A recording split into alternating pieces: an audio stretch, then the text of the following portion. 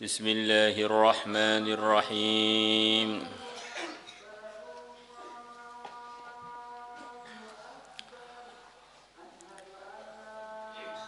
Wa an Hudzaifah al-Mar'ashi rahimahullahu taala qala, beliau mengatakan, sekian banyak yang akan kita baca sore ini adalah berbagai macam penjelasan dari ulama-ulama yang ahlinya mengenai apa sih hakikatnya ikhlas. Ringkasnya ya, ikhlas itu tidak akan bisa muncul tanpa orang itu yakinnya benar bahwa selain Allah itu makhluk tidak pantas untuk dipertimbangkan, kecuali pertimbangannya karena Khaliknya. Saya berbuat begini pada makhluk atau tidak berbuat begini, pertimbangannya ridhonya Allah, pertimbangannya jangan sampai dimurkai oleh Allah. Kalau makhluknya itu sendiri bukan sebagai bahan pertimbangan, bahan pertimbangannya adalah Khalikul makhlukat, pencipta seluruh makhluk. Beliau mengatakan, al-ikhlasu ikhlas, istiwa'u af'alil abdi, samanya perbuatannya hamba, fi dhahiri wal batini, dalam zahir dan batinnya. Tampak luar dan dalam itu sama aja, itu namanya ikhlas. Kalau di hadapan orang kelihatan suwaleh suwalikah, begitu masuk kamar jadi demit, itu bukan ikhlas. Berarti tampak bagusnya tadi gara-gara karena takut dipandang buruk oleh makhluk, takut image, takut namanya jadi buruk, takut posisinya jadi tercoreng. Maka ikhlas adalah samanya perbuatan hamba di zahir dan batin. Zahir yang tampak di badan kita ini, batin yang di hati kita. Ada orang, enggak ada orang, podo mawon. Zahir kita dan batin kita sama, itu ikhlas. Maksudnya sama, tentu saya sama-sama dalam hal-hal yang diridhai Allah. Wa an Dhinnun, dan diriwayatkan dari Syekh Dhinnun rahimahullah ta'ala qal, beliau mengatakan, Thalathun, ada 3 perkara, min alamatil ikhlas, termasuk tanda-tandanya ikhlas. Jadi beliau enggak menerangkan ikhlasnya, menerangkan tanda-tandanya. Kalau ada tanda-tandanya ini, maka diduga pemilik tanda adalah amalannya karena Allah. Istiwa'ul madhi, pertama samanya pujian, wadzammi, dan cacian, minal amati, dari seluruh manusia. Dipuji, dicaci ya tetap istiqomah dalam ridhonya Allah. Dipuji, dicaci ya tetap gitu-gitu saja, tidak terpancing gara-gara dipuji atau terpancing gara-gara dicaci. Kadang orang itu karena dipuji, Masya Allah, masuk kelas, rajin, ngaji rajin. Begitu tersinggung langsung ngambek. Nah, ketok nek karena itu bukan karena Allah, ini karena hanya sekedar nunggu pujian dan menikmati pujian. Yang kedua, wa nisyatu ru'yatil a'mali fil a'mal, dan lupa melihat amalan di dalam amalan-amalan. Ini kurang lebih maksudnya, kalau dia mengamalkan amalan, mengerjakan sekian banyak kebaikan, dia lupa kebaikan-kebaikan yang dia kerjakan itu. Sama sekali tidak dia hitung-hitung, kemudian dia ingat-ingat kebaikan-kebaikan itu. Karena amal dia karena Allah. Untuk apa kok ingat-ingat lagi? Ini karunia Allah, saya syukuri, ya sudah, nggak usah terus sombong-sombongin, disebar-sebarin. Tentu saja ini nasihat untuk kita. Kalau ada orang soleh cerita mengenai amalan dia, mungkin ada maksudnya untuk nyemangati santrinya, nyemangati lingkungannya, umpamanya. Jadi ringkasnya, nisyanu ru'yatil a'mal fil a'mal itu kurang lebih prakteknya dia amal kebaikan apapun sama sekali tidak merasa istimewa dengan sebab apa yang telah dikerjakan, itu semuanya hanya semata-mata pilihan dari Allah. Contohnya orang yang tidak lupa amalannya, contohnya saya telah berjasa begini, di kamar saya telah berjasa, saya telah jadi orang yang terhebat prestasinya, saya telah begini, saya telah begini. Ini berarti ini dia menghitung-hitung amalnya sebagai satu prestasi yang perlu dibanggakan. Umpama amalan kamu itu ada prestasinya, yang layak dipuji bukan kamu, yang layak dipuji adalah pencipta kamu dan pemberi kekuatan kamu dan pemberi ilham kamu untuk beramal tersebut. Nisyanu ru'yatil a'mal fil a'mal, kurang lebih prakteknya begitu. Waqtidha'u thawabil a'mali fil akhirah, dan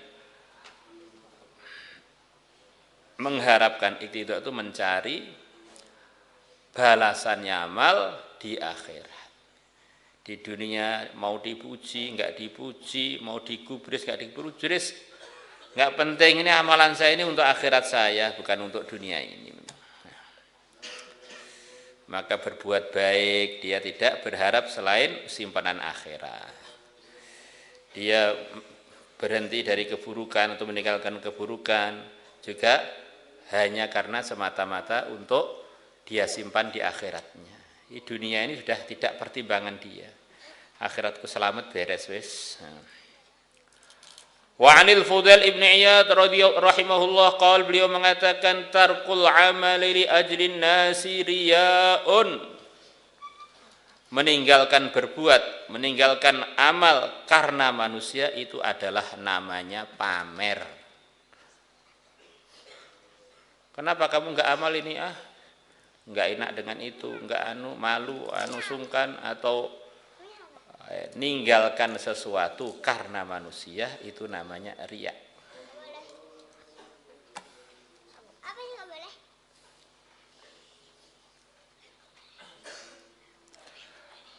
Wal amalu li ajrin nasi syirkun, dan amal karena manusia itu adalah menyekutukan Tuhan, itu namanya syirik.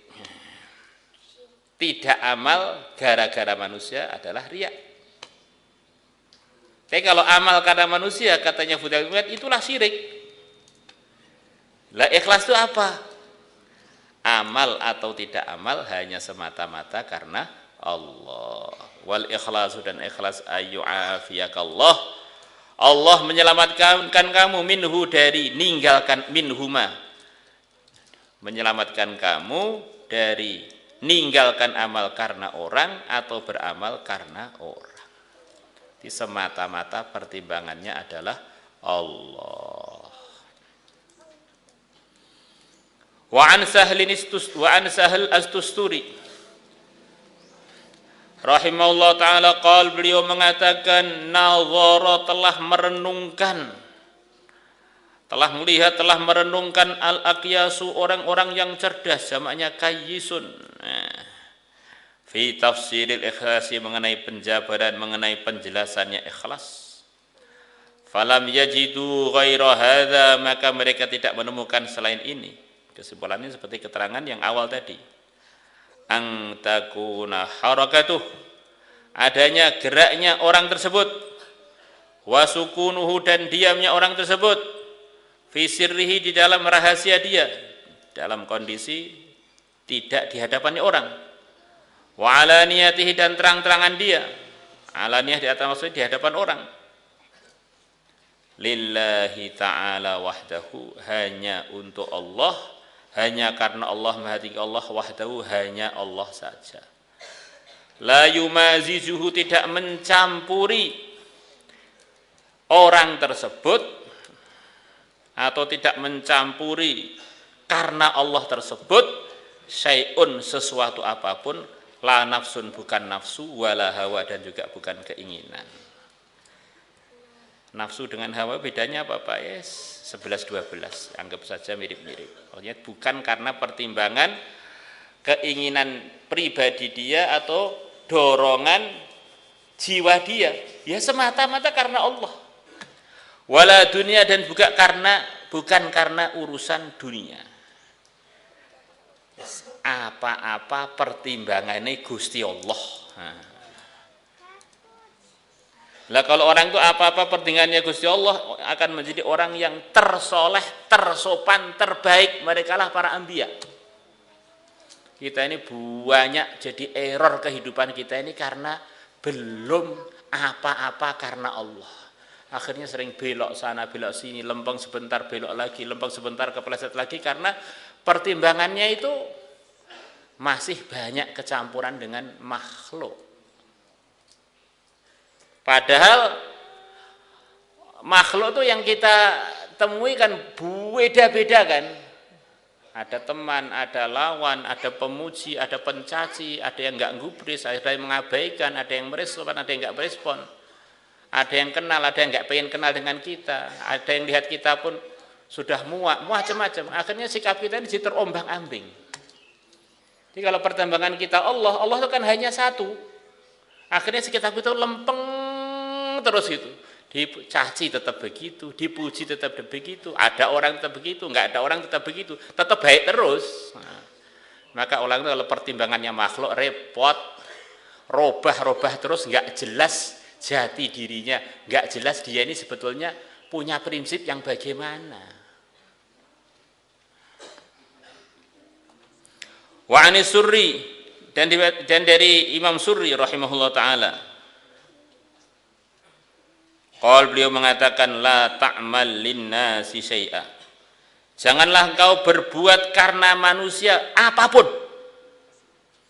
Wala tatruk lahum syai'a, dan jangan kamu tinggal demi manusia apapun. Wala tughatti lahum syai'a, dan jangan kamu tutupi karena manusia apapun. Wala takshif lahum syai'a, dan jangan kamu buka karena manusia apapun. Masya Allah. Wes apa yang bukan karena Allah serasa mbok kerja nih. Saya ini karena Allah Pak, tetapi ternyata melanggar perintah Allah itu bukan karena Allah, ngece Gusti Allah.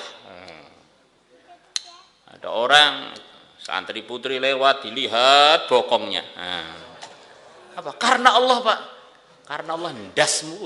Nah, ini benarnya menggunakan agama untuk kemaksiatan ini penyelewengan yang luar biasa. Kita ini orang yang hari-hari dalam kehidupan agama, belajar agama, ngajar agama. Maka setan goda kita ini canggih, kadang-kadang alasan agama untuk melanggar agama. Kenapa enggak masuk kelas? Khidmat Pak. Alasannya khidmat, ternyata alasan untuk tidak ngaji. Dan khidmat itu anatominya kan luas banget kan. Sampai untuk makan sendiri pun kan namanya khidmat pada diri sendiri. Bahkan nyuci baju pun juga khidmat, nyuci kaki pun juga khidmat. Jadi akhirnya rusak akhirnya. Jadi enggak karu-karuan.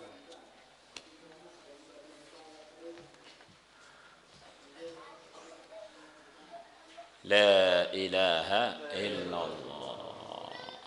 Ada seorang pengajar agama, ini umpama, kan pengajar agama itu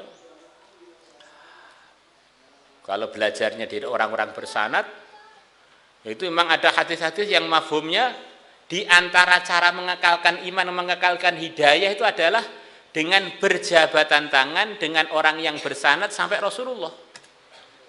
Siapa yang berjabatan tangan mulai Nabi sampai hari kiamat dengan orang-orang yang ada rentetan sanad itu adalah asbab dia husnul khotimah masuk surga. Itu ada hadisnya. Kemudian dia gunakan itu jabatan tangan dengan yang tidak halal jabatan tangan.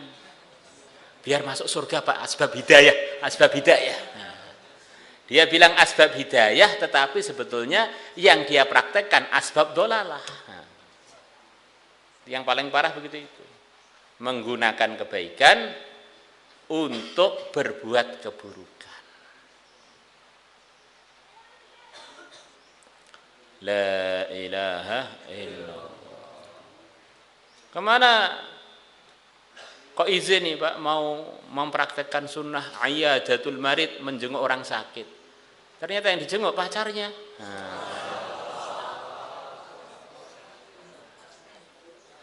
Maka kita ini dalam kebaikan, jangan sampai kebaikan yang kita kerjakan dan kita ketahui itu kita gunakan untuk murkanya Allah. Orang kan menganggap kita ini setengah wali, padahal hanya setengah tok, setengahnya demit. Maka hati-hati, kita ini tidak maksum, setiap saat bisa berbuat keburukan, setiap saat bisa berkemungkinan murtad. Salatullah salamullah ala Taha Rasulillah.